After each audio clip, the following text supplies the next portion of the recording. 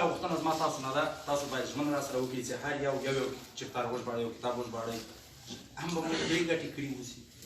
نو دا په غوښتنې مې نورو پوهنتونونو کې مو کړي او الحمدلله ډېره ګټه یې وکړه. یو کال مخکې چې کوم پوهنتون ته تللي وو، اوس موږ ته هغه محصلین وایي د تاسو نه مننه چې موږ ته دا فکر راکړ. نو زه استادانو نه دا غوښتنه کوم چې د ماسترۍ تیزس او یا د لیسانس تیزس چې کله زده کړیال وراوړي ورته ووایي چې وروره دا زر پی ډي اف کړه او هغه ته یې پورته کړه ګوګل چې یو بل محصل ګټه ترې پورته کړي. سبا یو خارجی راځي د پښتونخوا او خو له ژبې محروم پاتې شوي دي، خو له هغوی نه ډېر موږ محروم یو.